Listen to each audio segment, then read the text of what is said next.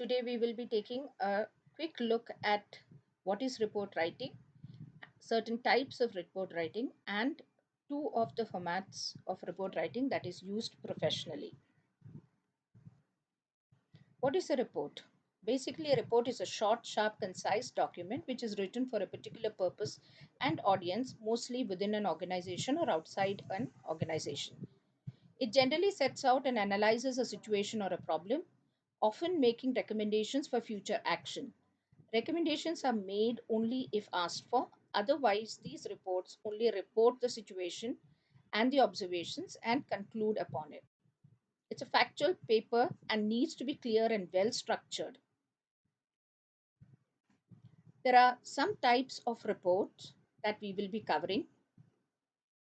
The first one is a memo report. It is based on the format of the report and generally much more informal than most of the reports written.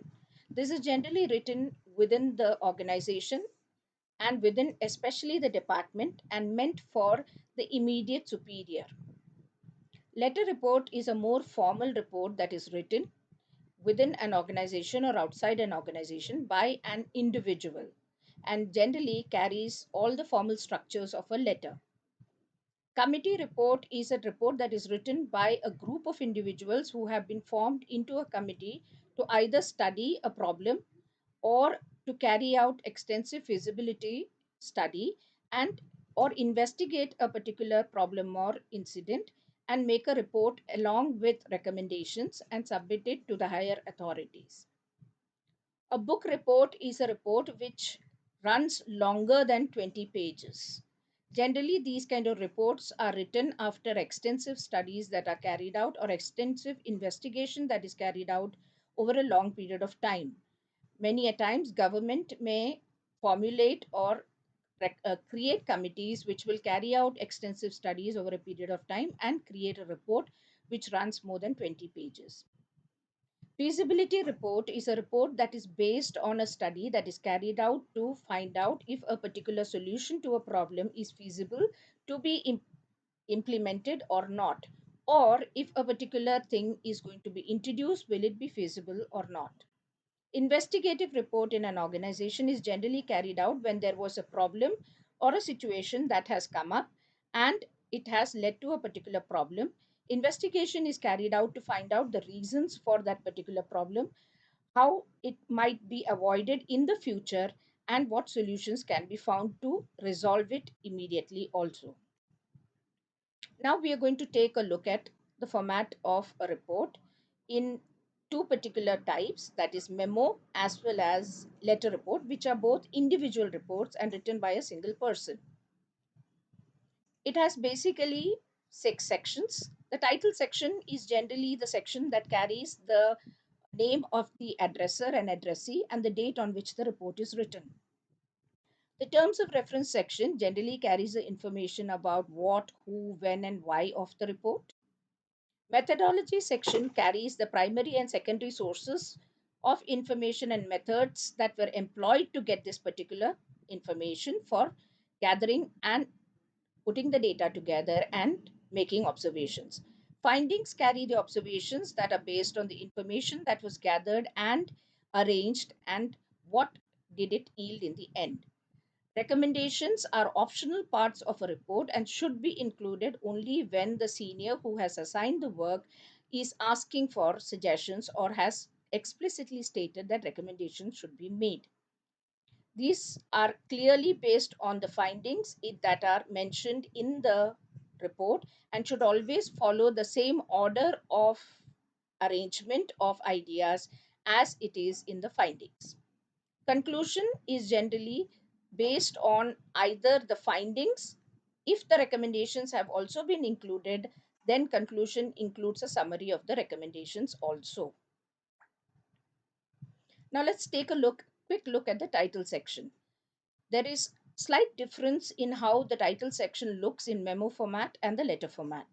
In memo format, it clearly carries 4 sections, two which is written on the same line, the person who is going to receive the report along with the designation of the person.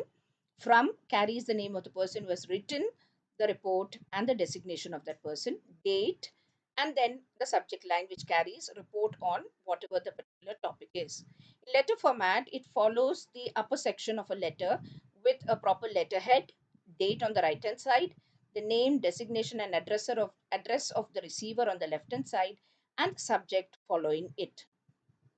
In terms of reference, only letter format carries a clear section header with the title terms of reference, whereas most of the times in memo format it is mentioned as introduction.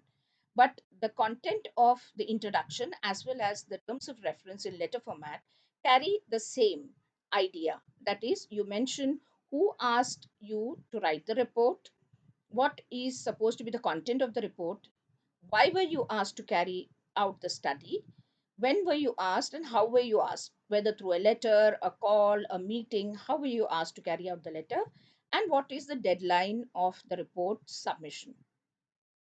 In methodology section, then it follows generally the terms of reference. A line should be left. Methodology as a clear section header is mentioned both in memo and letter format.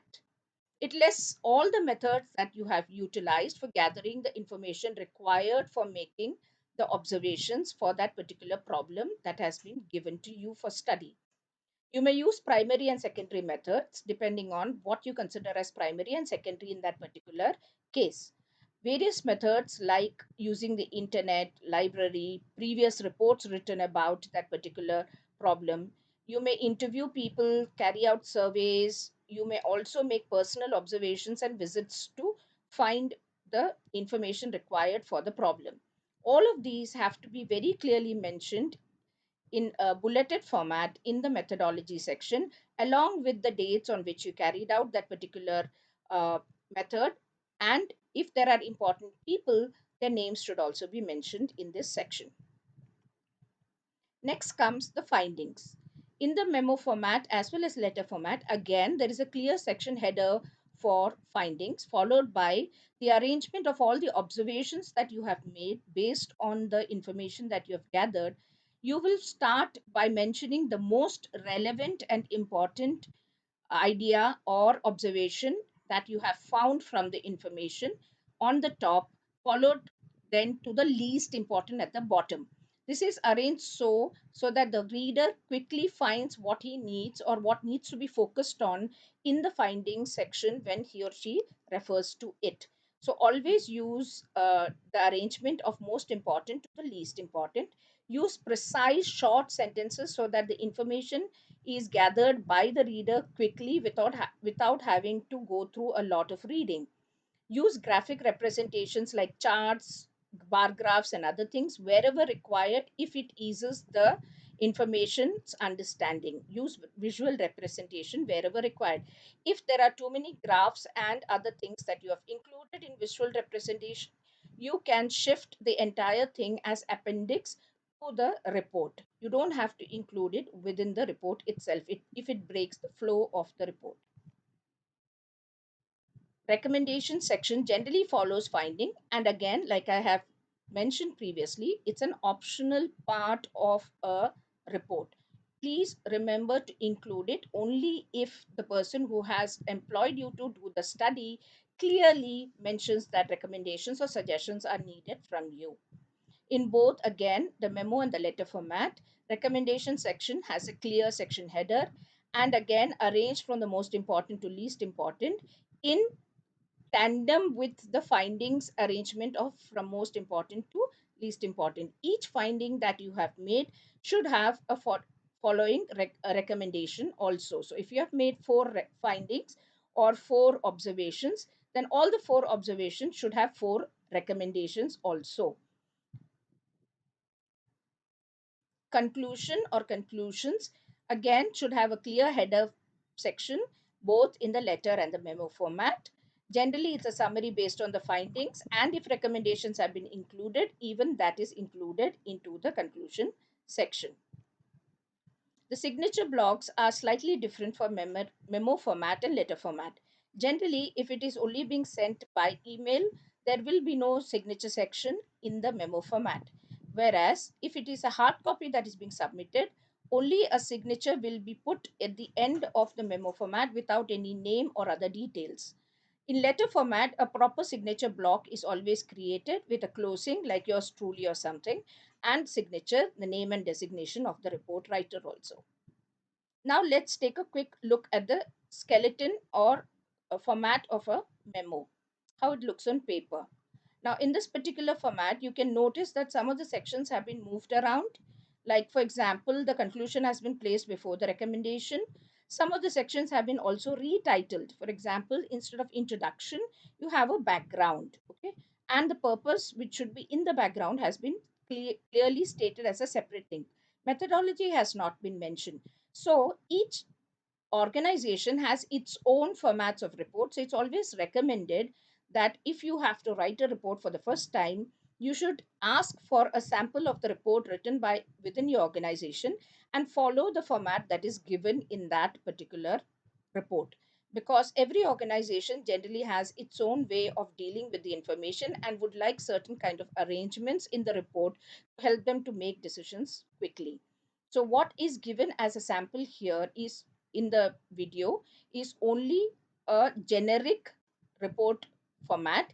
It has to be adapted always according to the requirement of the organization. Similarly, this is also again a skeleton of a generic letter report. It may change again from one organization to another.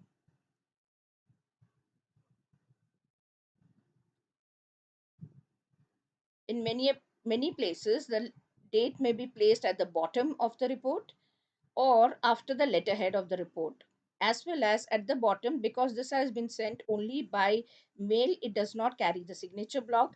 But if you're submitting a hard copy, it needs to have a signature block at the end with yours truly, signature, name, and the designation of the person. Thank you.